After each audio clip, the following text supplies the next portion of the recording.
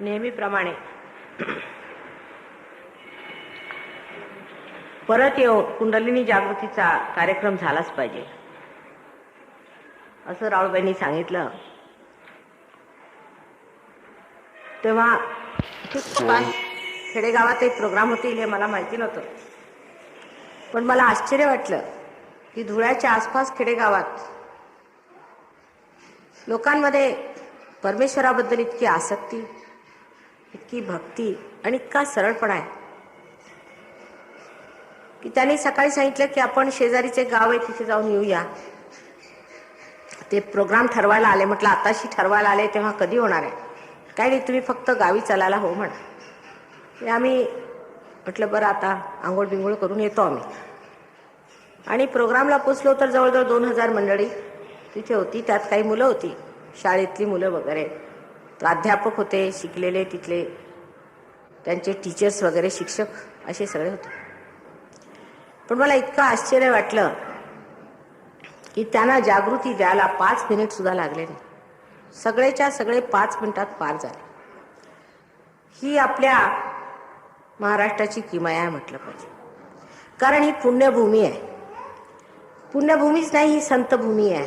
योगभूमी जर आपल्या देशाला म्हटलं तर त्यातली जी संत शिरोमणी भूमी आहे ती ही महाराष्ट्राची आहे.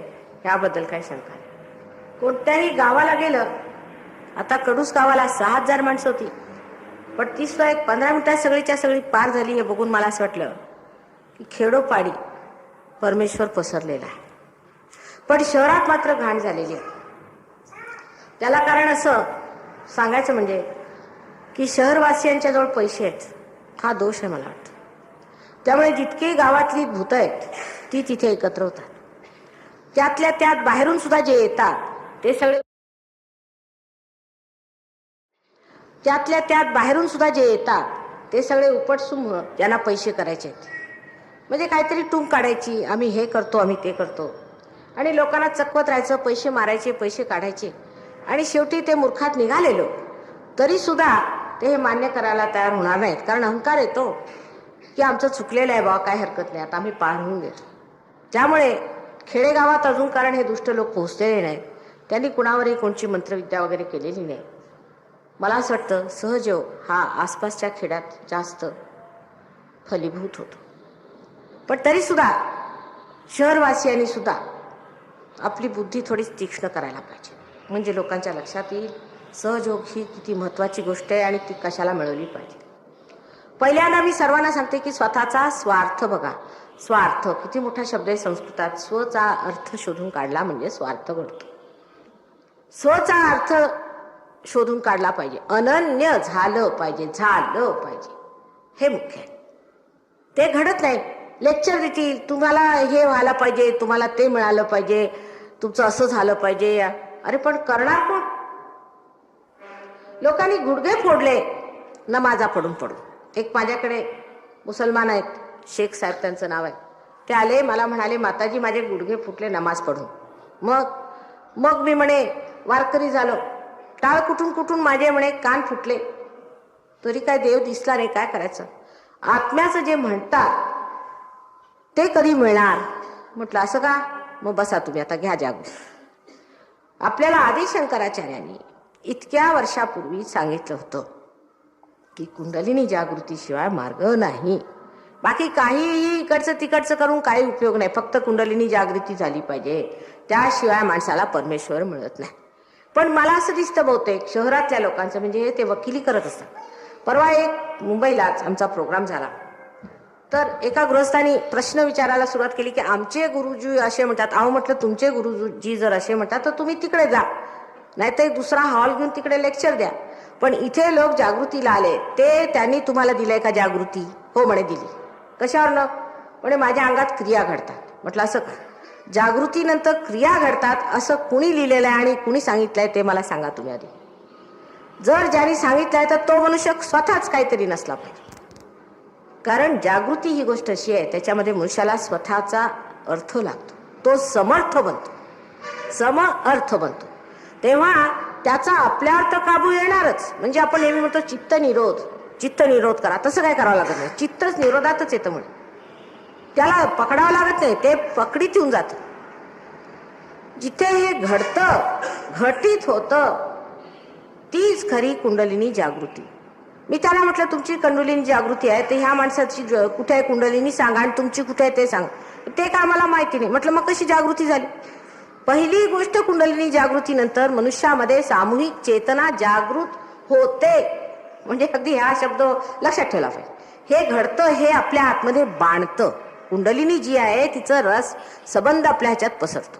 म्हणजे असं समजा एखाद्या झाडामध्ये जर तुम्ही एखादा रंग घातला, तो रंग कसा त्याच्यामध्ये पसरतो, तसंच कुंडलिनीचा प्रकाश आपल्या आत्म्याद्वारे, कारण कुंडलिनी जाऊन आत्म्याचा प्रकाश आपल्या चित्तात घालते, त्याद्वारे आपल्या चित्तामध्ये हा प्रकाश स्थापित होतो. म्हणजे आपल्या चेतनेला ते चेतित करतो. हे होतं, घडतं. परत सांगायचं हेच की हे काही भाषण नाही, ही घटना आहे, ती आपल्यामध्ये घडली पाहिजे. ती घडल्याशिवाय तुम्ही गाठलं काय? काही लोकांनी सांगितलं की तुम्ही म्हणे केस भादरून घ्या, सोगे घाला, अमक करा, तमक करा, त्याने परमेश्वर मिळेल. असं जर मिळालं असतं तर हजारोशी फिरतायत रस्त्यावर. कोणी सांगितलं तुम्ही उडा, नाचा, अमक करा, तमक करा, त्याने का परमेश्वर मिळणार आहे? ही एक जिवंत क्रिया आहे. ही एक जिवंत क्रिया आहे. जिवंत जी क्रिया असते ती आपोआप घडते. एक बी आपोआप अंकुरत. या पृथ्वी मातेच्या पोटात घातल्यावर एक बी आपल्या आप होतं. त्याला काय तुम्ही ओढून काढता का त्याच्यातला अंकुर? का त्याच्यासमोर डोक्यावर उभे राहता की उड्या मारता? तसंच सहजयोग आहे.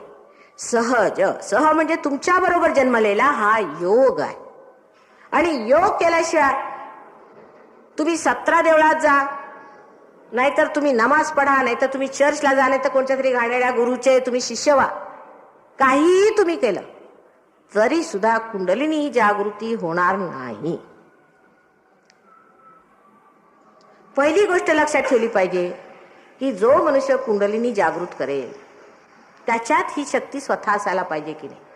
जो दिवा पेटलेलाच नाही तो दिवा कसा पेटवेल? ओळख कशी करून घ्यायची की कोणचा दिवा पेटलेला आहे? ज्या दिव्याने दुसऱ्यांचे दिवे पेटले जातात, दुसऱ्यांची शक्ती संपन्नता येते, ज्याने तुम्हाला आपली शक्ती मिळते, तोच दिवा पेटलेला आहे. निर्विवाद आहे ना. स्वतःची बुद्धी थोडी तीक्ष्ण करायला पाहिजे शहरी लोकांनी. थोडी पैशानी आणि धुळीनी, इथे धुळ्याला मला वाटतं थोडी बोथट झालेली असते. तेव्हा लक्षात ठेवलं पाहिजे की आपण ह्या वातावरणामुळे, एकंदर चमचमाटामुळे थोडेसे बधीर झालेलं म्हणून आपल्या लक्षात येत नाही. कोणी मनुष्याला 108 कुंडी म्हणे काय गायत्री मंत्र, अहो काय उपयोग आहे? त्या गृहस्थाने मला सांगितलं मी 75,000 गायत्री मंत्र केले. असं का म्हटलं? आता सगळी तुमची राईट साईड कामातनं गेली, माझा हात चालायचा नाही, ते न्यूट्रलाइजच करता करता मला त्रास होणार. मग म्हणे आम्ही म्हणे 1000 पोती म्हणे देवाला वाहिले. आता परवा निफाडला गेलो, एक जैन भेटले. ते म्हणायला लागले माताजी आम्ही किती होम केले आणि किती हवन केले त्याची ददात नाही, पण परमेश्वर भेटला नव्हता तर सहजोगात कळलं. तेव्हा तुमची जोपर्यंत शक्ती तुम्हाला मिळत नाही तेव्हा त्या माणसाला गुरु कशाला मानायचं? तुमची शक्ती म्हणजे हुदडण्याची, उडण्याची, आणखीन हे करण्याची नसते. म्हणजे ह्या माणसाला ज्या क्रिया होत होत्या त्याच्यावर त्याला ताबाच नाही. बसल्या बसल्या एकदम असा फिरायला लागला. दुसरा दोन्ही पाय माझ्याकडे करून बसला. त्याला म्हटलं अरे पाय दोन्ही कसे माझ्याकडे केले? म्हणे नाही तर मी बेडकासारखा उडतो म्हणे, माझी कुंडलिनी जागृत झाली. म्हटलं असं का? आता तुम्ही काय बेडूक होणार आहात? अहो ह्याच्या पुढची पायरी, मनुष्याच्या पुढची पायरी गाठायची आहे ना तुम्हाला. बुद्धी थोडीशी लावून विचार करा म्हणजे तुमच्या बरोबर लक्षात येईल. अतिबुद्धी जरी लावली तर येणार नाही. कारण सूरदासांनी सुद्धा म्हटलं होतं, तसंच कबीरांनी तर स्पष्टच म्हटलंय की पडी पडी पंडित मूर्ख भय. पुष्कळ लोक वाचून वाचून त्यांना असं वाटतं की आम्ही खूप वाचन केलं ना, आता आम्ही गीता वाचली म्हणजे आम्ही गीताच झालो, नाहीतर व्यासमुनी तर झालोच कमीत कमी. मग गीतावर भाषणं द्यायची, मग भाषणावर भाषणं. अहो भाषणं करून काय तुम्हाला कुंडलिनी जागृती होईल का? कोणताही कोर्स करून होईल का? मग ह्या लोकांनी पैशाचं काढलंय थेर त्याच्यात की तुम्ही एवढे पैसे द्यायचे, कोर्स आहे त्याचा. आता कुंडलिनी जागृतीचा कोर्स म्हणजे तसाच कोर्स झाला जसा की आंब्याला अंकुर आंब्याचा जो आंब्याच्या कोयला अंकुर आणण्यासाठी तुम्ही एखादा कोर्स करावा, तशातलाच मूर्खपणा आहे. हे जिवंतपणाचं कार्य आहे, त्याला वेळ नाही. जसं झाडाला फुल कधी येईल ते तुम्ही नक्की सांगू शकत नाही आणि त्याचं फळ कधी होईल ते नक्की सांगू शकत नाही, तसंच तुमची जागृती कधी होईल ते सांगता येते. झाडाला फुल सुद्धा कधी 1-2च येतात सुरुवातीला, मग हजारो फुलं येतात आणि त्या हजारो फुलांना फळं करण्यामध्ये काहीही वेळ लागत नाही. तेव्हा प्रथम स्वतःची शक्ती मिळवली पाहिजे. हे एक बुद्धीच्या चौकटीत बसून घ्या. तुम्हाला स्वतःची शक्ती मिळाली आहे की नाही. उगीच एखाद्या गुरुचं नाव घेऊन माझ्यासमोर पाल्हाळ सांगू नका, कारण तुम्ही त्याची वकिली करता. तुम्हाला किती पैसे दिले, उलट तुमच्याच खिशात घातले असतील, तरी तुम्ही त्यांची वकिली करायला घेता. त्यांनी तुम्हाला काय दिलं ते आधी विचारून. नुसता मूर्खपणा शिकवलेला आहे आणि असे मूर्खपणा शिकवणारे इतके जगात झालेले आहेत आणि गडे जंगी त्यांनी पैसा करून ठेवलेला आहे. दुसऱ्यांच्या पैशावर जिवंत राहणारे हे बाळगुण आहे. त्यांना पॅरासाइट्स म्हटलं पाहिजे. तुम्हाला जर मी म्हटलं तुम्ही फुकटात माझ्याकडे उराल, तुम्ही राहाल का कुणीतरी? पण हे फुकटखोर तुम्हाला मूर्खात काढून, आणि हजारो लोकांना, या बिचाऱ्या फॉरेनर्सना काही समजत नाही, त्यांना तर किती मूर्खात काढलेल्या या लोकांनी तुम्हाला माहितीच आहे. परवा 2 जण आमच्या प्रोग्रामला आले होते. सगळ्यांनी त्यांना काय काय सांगितलं, जायला तयार नाही. तेव्हा शेवटी आमचे फॉरेनचे त्यांनी सांगितलं, मला यांचा इंगा माहिती आहे, मी जाऊन सांगतो. त्यांनी जाऊन त्यांना सांगितलं की बघा, इथे माताजींचं होतं हे पवित्र कार्य आहे, हे आईचं कार्य आहे, पवित्र आहे.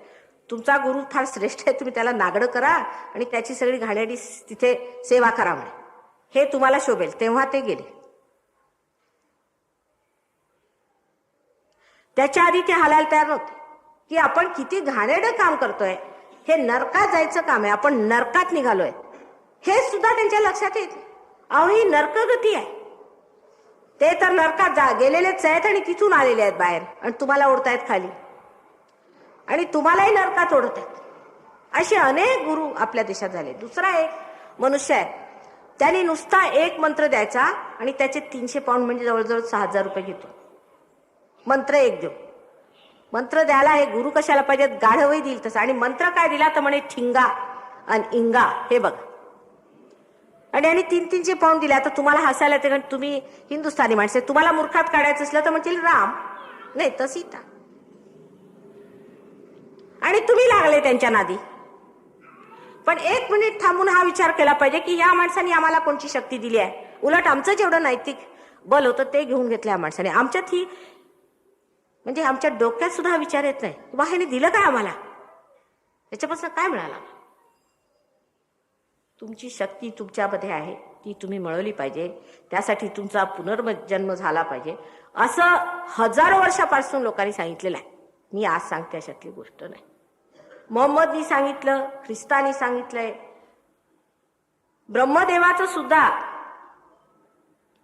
यज्ञोपवीत झाला होता, मंजूर झाली होती असं म्हणतात.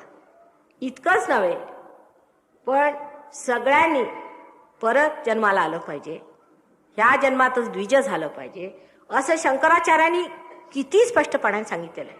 पण हिंदू धर्म म्हटला म्हणजे त्याच्यासाठी झेंडे घेऊन निघायचं. अहो, पण ते काय ते कळलं का? पहिल्यांदा शक्तीला जाणलं पाहिजे, त्याच्याशिवाय तुम्हाला काहीही माहीत होणार नाही. आंधळ्या लोकांना कसंही नाचवावं आणि मूर्खात काढावं, हे म्हणजे अत्यंत बिलंदर लोक आहेत. आणि त्या बिलंदरपणामध्ये तुम्ही वाहून स्वतःचं नुकसान करून घेतले तर आहेच, पण दुसऱ्यांचंही करत आहे. आता हे तुम्हाला कळणार कसं? परमेश्वर आहे किंवा नाही, कोणी मनुष्य पार आहे किंवा नाही, हे कसं कळणार? हा गोंधळ माझ्या लक्षात आहे. त्याला कारण आहे की मनुष्य अति विचार करणारा असला की त्याला विचाराला पोषक असं काहीतरी दिलं की त्याला मूर्खात काढता येतं. ह्या लोकांनी हेच ठरवलेलं आहे की यांना मूर्खात काढायचं, ह्यांच्या विचाराला चालना देऊन ह्यांना मूर्खात काढायचं आणि मग हे आपल्या कह्यात आले म्हणजे ह्यांच्याकडनं सगळे पैसे काढून घ्यायचे आणि ह्यांना मग नरकात ढकलायचं, हा ह्यांचा विचार. पण सहयोगामध्ये पहिली गोष्ट आहे की तुमची कुंडलिनी जागृत झाल्याबरोबरच तुमच्या हातात थंड थंड अशा वाऱ्यासारखी असे शक्तीचे झोत येऊ लागतात. तुमच्या डोळ्यासमोर कुंडलिनीचं जागरण आम्ही दाखवू शकतो. तुम्ही बघता त्याचं स्पंदन. नाचणं, हुदडणं, कपडे बदलणं, हे कपडे घालणं, ते कपडे घालणं, गळ्यात काय माळा घालणं, ह्याला लागतं काय? 2 पैशाला तुम्ही कपड्याचा रंग बदलू शकता. पण पाठीच्या कण्यावर तुम्ही कुंडलिनीचं स्पंदन दाखवू शकता का कुणी? तेही स्पंदन त्याच लोकांना होतं ज्यांच्यामध्ये अटकाव असतो. ज्यांच्यात अटकाव नसते ती खटकन कुंडलिनी वर जाते. आता 1970 साली ह्या सगळ्या दुष्टांची नावं घेऊन मी लोकांना सांगितलं की ह्याच्यात पडू नका बरं का. पण तरी सुद्धा पुष्कळ भ्रामक फसले. म्हणा हिंदुस्थानी लोक जरा हळूच त्याच्यात येतात, कमीच आहे. त्याच्यात ते पैसेवाले जास्त असले म्हणजे पटणार. कारण हे पैसेवाल्यांचा कॅन्सर आहे. पैसे कुणाकडे झाले की त्यांच्याकडे हे येणार. ही फॅशन चालू होते. फॅशन झाली आता. हा गुरु करायचा, मी सगळ्यांनी म्हणून फॅशन करायची. ह्यांनी केला तर त्यांनी केला तर त्यांनी. अरे पण ज्यांनी केलाय त्याला काही मिळालं किंवा नाही, त्याला काही परमेश्वर त्याच्या हातात आला की नाही ते काय बघायचं नाही. डोळे मिटून तुम्ही केलं ना मग आम्ही करायचं. बाबाजी आले तर आता ह्यांचं हे चाललंय तिकडे, सप्ताह चालले तिकडे. मग सत्य जरी येऊन समोर उभं राहिलं तरी दिसत नाही, कारण डोळ्यावरती डबल पडदा.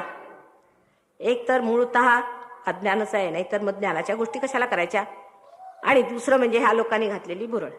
तेव्हा स्वतःचा स्वार्थ, स्वचा अर्थ मिळालेला नाही. तेव्हा अशा फालतू लोकांच्या मध्ये अजूनही तुम्ही जर गुंतलेले असला तर सहयोगात पार होणार नाही. फार कठीण. पहिल्यांदाच तुम्ही यांच्यात गुंतलेले आहेत त्यांनीच त्रास होणार आहे. सहयोगामध्ये तुम्ही 4 पैसे देऊन मेंबर होऊ शकत. याला काही मेंबरशिप वगैरे नसते. सहयोगाला कोणत्याच प्रकारचे बंधन नाही असं म्हणतात. ती गोष्ट खरी आहे की तुम्ही या, सगळ्या तऱ्हेचे लोक येऊ शकतात. पण पार होणं मात्र सगळ्यांना सांगता येत नाही. जेवढे होतील तेवढे होतील, नाही होणार ते नाही. त्याला कारण आहे ते आम्ही सांगू शकतो. ते जर तुम्ही सोडायला तयार असाल आणि ठीक करायला तयार तो पार होणार. प्रत्येक मनुष्य पार होईल असं सांगता येत. म्हणजे इथे पाहिजेत जातीचे. एऱ्या गबाळ्याचे काम नोहे. जर तुमच्यामध्ये हे तत्व यायचं असलं तर ते वाहण्यासाठी आतून व्यवस्था पाहिजेच.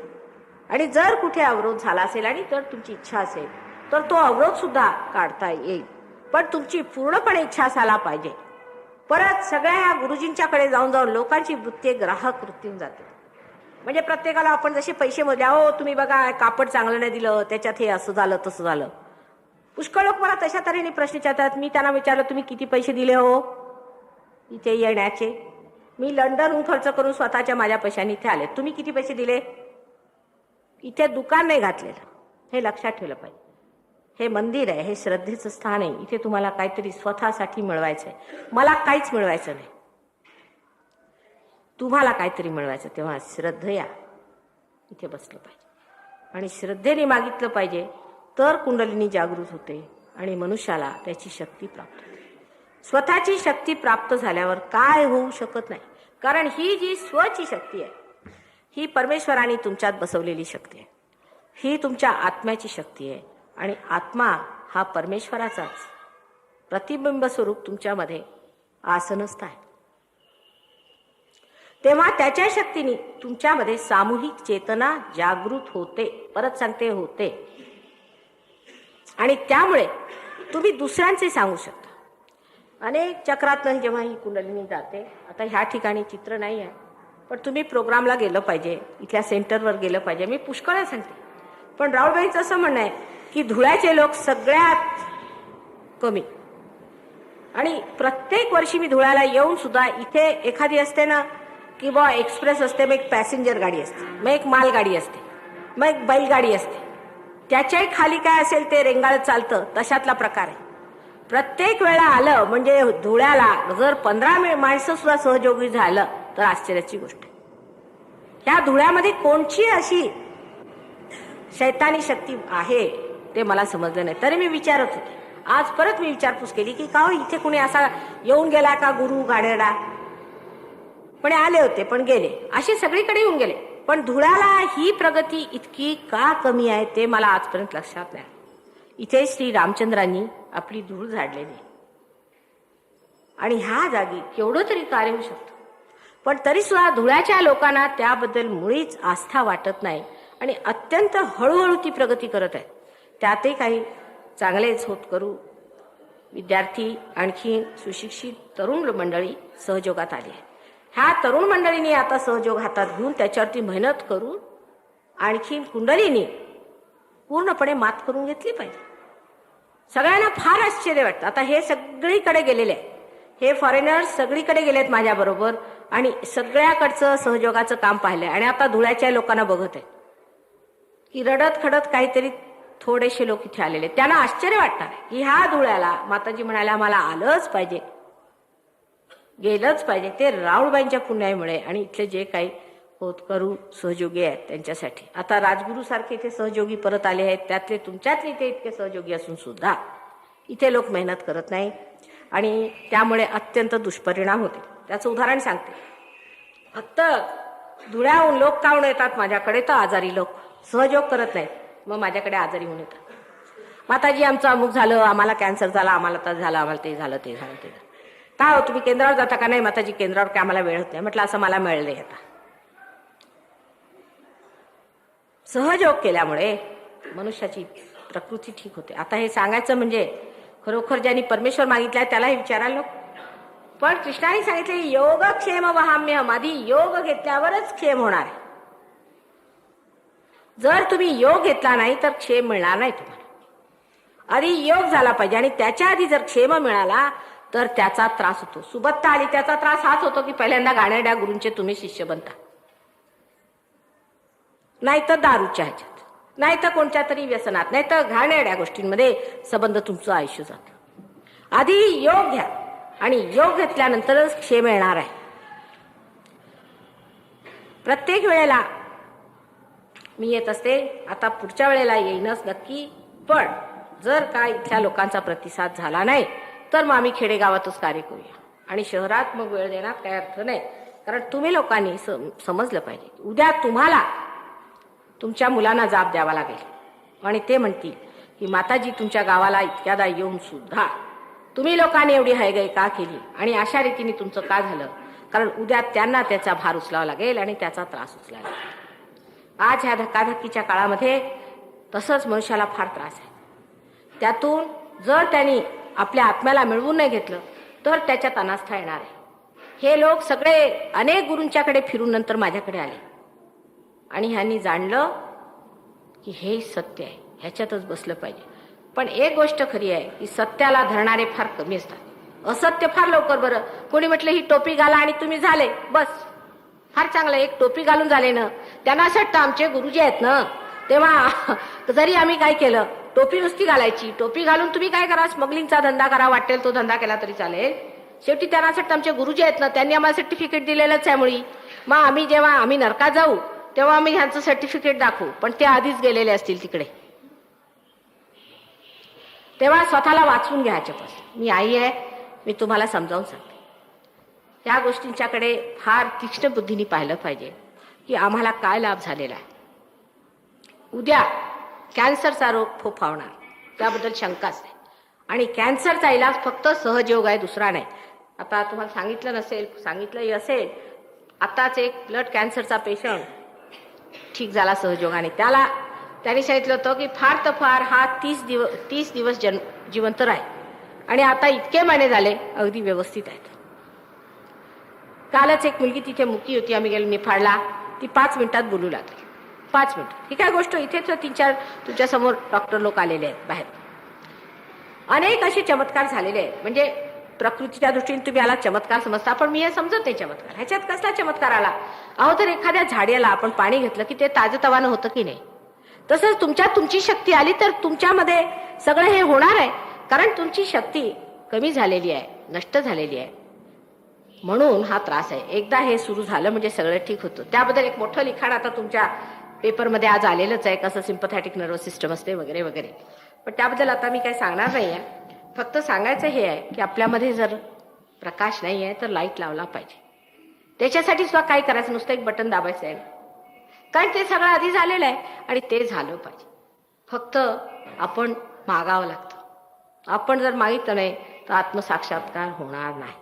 मनापासून मागायला पाहिजे. हे मनापासून मागितलं पाहिजे की आई आम्हाला हे दे, त्याच्यासाठी तुम्ही काही पैसे घालू शकत नाही, डोक्यावर उभे राहू शकत नाही, काय करू शकत नाही, पण मनापासून म्हणा, आई मला आत्मसाक्षात्कार हवा, एवढंच म्हटलं तर होऊ शकतं. कारण ह्याच्यामध्ये तुम्ही आपल्या स्वतंत्रतेत मागायला पाहिजे. तुमच्यावर कोणतीही जबरदस्ती मी करू शकत नाही, आणि नको असलं तर नको, हवं असलं तर हवं. पण लोकांचं इतकं वेड आहे की सगळ्यात जे मुख्य, जे जन्मजन्मांतरात आपण शोधतोय ते सुद्धा मागा असं आईला म्हणावं लागतं. म्हणजे मनुष्य किती वेडा आहे हे बघा. अहो, हे तुम्ही अनंत कालापासून शोधत आले, ते आता घ्या, आणि आल्यानंतर मात्र त्याला जपून ठेवा. त्याच्याबद्दलच सांगायचं आहे. ते उद्या सांगेन परत, इतर लोकांनाही उद्या घेऊन या आणि आपण त्याबद्दल पूर्णपणे चर्चा करूया, हे सांभाळून कसं जायचं. मागच्या वेळेला पुष्कळ लोक पार झाले ते धुळ्याला, असं नाही की नाही झाले, पण ते जपून ठेवत नाही. न जपल्यामुळे त्यांचे परत व्हायब्रेशन जातात, कारण ही सूक्ष्म वस्तू आहे, हे सूक्ष्म आहे, आणि ते सूक्ष्म कसं जपून ठेवायचं ते शिकावं लागतं. त्याच्यासाठी मेहनत करावी लागते, आणि ती मेहनत पार झाल्यानंतर होते. जर दिवा समजा पेटलाच नाही तर तुम्ही कसा दिवा वाचवणार? आपले सगळं काही कर्मकांड असे आहेत की दिवा पेटवला नाही, दिवा वाचवत बसलो. अहो, आधी दिवा पेटवून घ्या, म्हणजे त्या अंधुक प्रकाश का असेना पण तुम्हाला दिसेल की कुठे चुकलंय, कुठे नाही चुकलंय. तेव्हा या वेळेला मला परत सांगायचं आहे की धुळ्याला मात्र हे कार्य फार जोरात होऊ शकते, आणि उद्या ह्याची जबाबदारी तुम्हा सर्वांवर आहे. हे कार्य धुळ्यामध्ये, खानदेशमध्ये, धुळं हे फार मोठं सेंटर आहे असं मला वाटतं, आणि जर हे सुरू झालं धुळ्यामध्ये तर संबंध खानदेशात हे कार्य पसरू शकतं. तरी सुद्धा धुळ्याच्या लोकांनी समजून घेतलं पाहिजे की माताजी वारंवार धुळ्याला का येतात, आणि त्यांनी पूर्ण मेहनत करून सहजयोग घेतला पाहिजे, अंगीकारीला पाहिजे आणि वाढवला पाहिजे.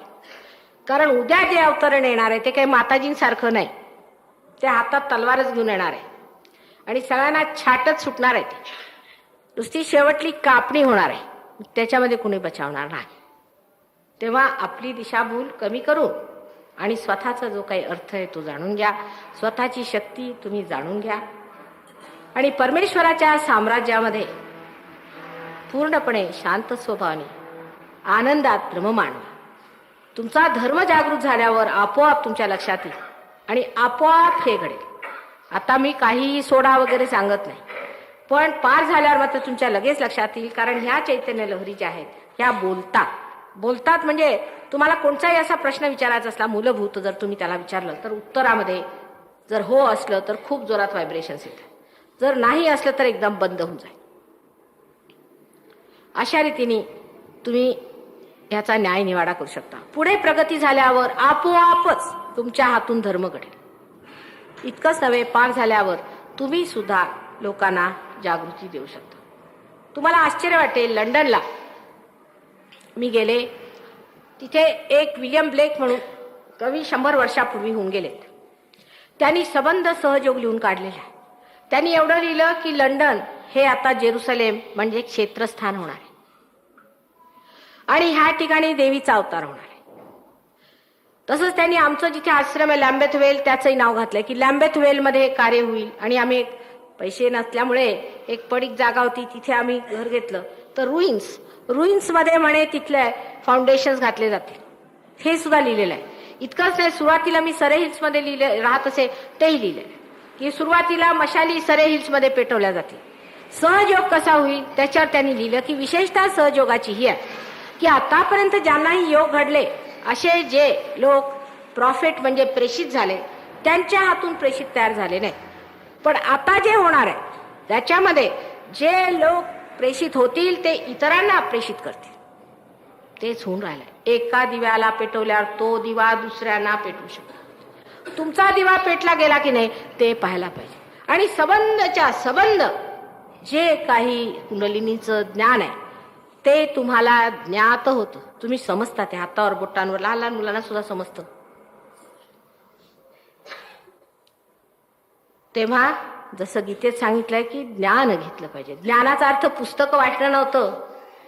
कृष्णाला माहित नव्हतं की माझ्यावर 500 टीका लिहून ते वाचत बसतील आणि गोळत बसतील. ज्ञानाचा अर्थ आहे तुमची जी चेतना आहे ती चेतित झाली पाहिजे, ती चेतना जागृत झाली पाहिजे. आज मानव चेतनेचा संबंध परमेश्वरी चेतनेशी नाही, ती सगळीकडे कार्यान्वित आहे. परमेश्वराचं प्रेम, त्याची शक्ती सगळीकडे कार्यान्वित आहे. त्याच्याशी अजून कनेक्शन लागलेलं नाही. ते कनेक्शन लागलं पाहिजे आणि कनेक्शन लागल्यावर सुद्धा ते जमलं पाहिजे आणि जमल्यावर ते अव्याहात तुमच्यातलं वाहवलं पाहिजे. हेच सगळ्यात मोठं कर्तव्य आहे.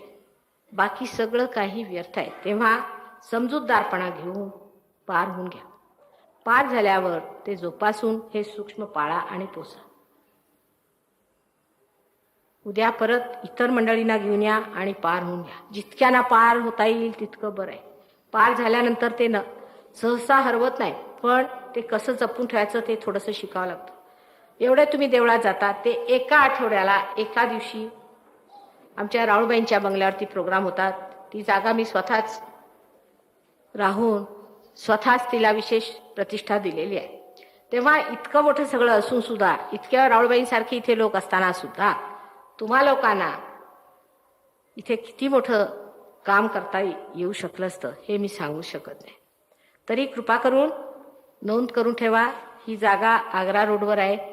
आणि कोणत्या दिवशी होता प्रोग्राम? शनिवारी आणि रविवारी 2 दिवशी प्रोग्राम. किती असतात? 6:30ला संध्याकाळी प्रोग्राम होता. तेव्हा तुम्ही सर्वांनी आधी मला वचन द्यायला पाहिजे की आम्ही माताजी आमचं सूक्ष्म सांभाळून ठेवू, नाही तर मी तुम्हाला पार करणार नाही. फुकटचं पार करून पुष्कळ झालं. आता मात्र तुम्ही मला वचन द्यायला पाहिजे, नाही तर तुम्ही पार होणारच नाही. मनातून वचन द्या की आम्ही माताजी, आम्हाला जर प्रकाश मिळाला तर आम्ही दुसऱ्यांनाही प्रकाश देऊ. दिवे लावून तुम्ही मापाखाली ठेवत नसता. हे वचन द्यायला पाहिजे की आम्ही हे आमचं सूक्ष्म सांभाळून ठेवू, जपून ठेवू आणि दुसऱ्यांना वाटू. असं केल्याशिवाय कार्य होणार नाही. थोडं व्रत घ्यायला पाहिजे. जर तुम्हाला आपल्या देशाचं भलं करायचं असलं, आपल्या मुलाबाळांचं भलं करायचं असलं आणि सर्व मानव जातीचं भलं करायचं असलं तर ही वेळ चुकली नाही पाहिजे. ही वेळ फार आणीबाणीची आणि महत्वाची आहे. सगळं इतिहासात जाणार आहे आणि हे इतिहासात जाईल की कोणाकोणा लोकांनी ह्याच्यामध्ये हात घातला आणि सर्व समाजाला उचलून धरलं. मूर्खांच्या नामावळी छापल्या जात नाहीत. शिवाजींच्या वेळेलाही अनेक मूर्ख होते, त्यांची नामावळी कुठे छापली जात नाही. तसंच आजही जे कार्य होते हे फार महत्वाचं आहे. जागतिक कार्य हे खरं कार्य आहे, जिवंत कार्य आहे. ते आपल्यामध्ये सामावून घ्या. मी तुमची आई आहे. कसलेही तुमचे दोष असले, काही असले तरी आईसमोर काहीही दोष राहत नाही. ते सागरासारखं प्रेम असतं, त्याच्यासमोर काहीही टिकत नाही. तेव्हा जे काही झालं ते क्षमा करा आई आणि आम्हाला आत्मसाक्षात्कार द्या असं मागून घ्या. त्यानंतर बघा की किती तुम्हाला आशीर्वाद मिळतो. ते सगळं मोजून सांगायचं ते उद्या सांगेन मी. आज पार होऊन घ्या.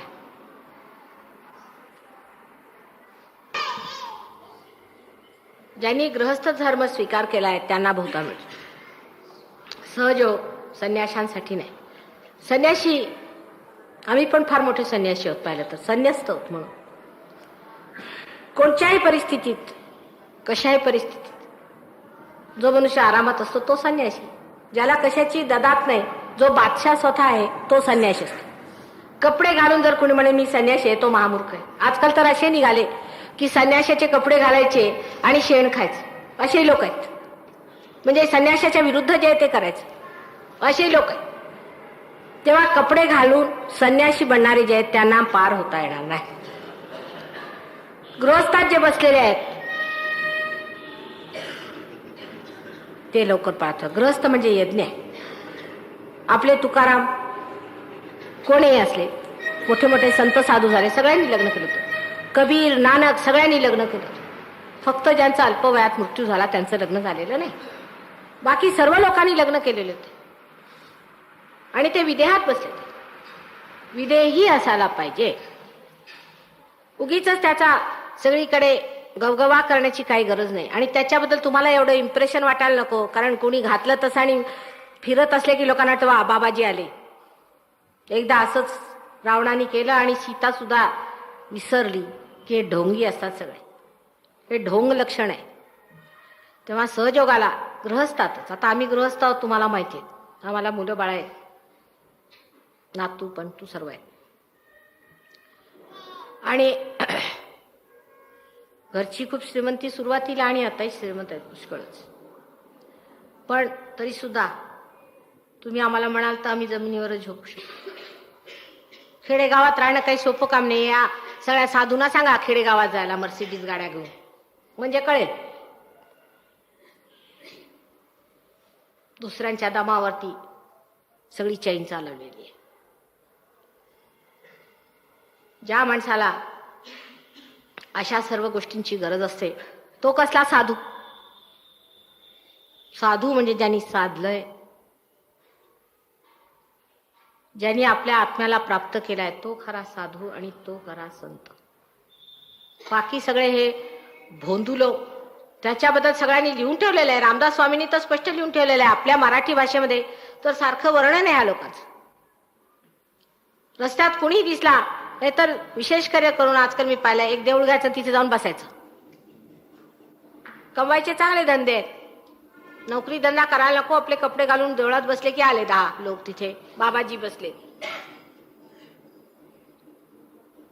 तेव्हा संन्यासी माणसाला सहयोगामध्ये काही वाव नाही. कोणीही संन्यास घ्यायचा नाही. संसारात राहूनच सहयोग मिळवला पाहिजे. गिरीकंदरात राहून मिळवायचा नाही. इथेच पळायचं नाही, या पलायनमा करायचं नाही. इथेच मिळला पाहिजे, तरच काही तुमच्या आईची कमाल आहे. आणि इथेच तो वाढला पाहिजे, आणि इथेच ते देणं सुद्धा झालं पाहिजे. तेव्हा लग्नापासून पळणं किंवा मुलाबाळापासून पळणं वगैरे हे काही धंदे इथे नाही. परत काही लोक म्हणतील माताजी लोकांना खायला नाही, प्यायला नाही, अमुक नाही तमुक नाही. त्यालाही कारण आहे.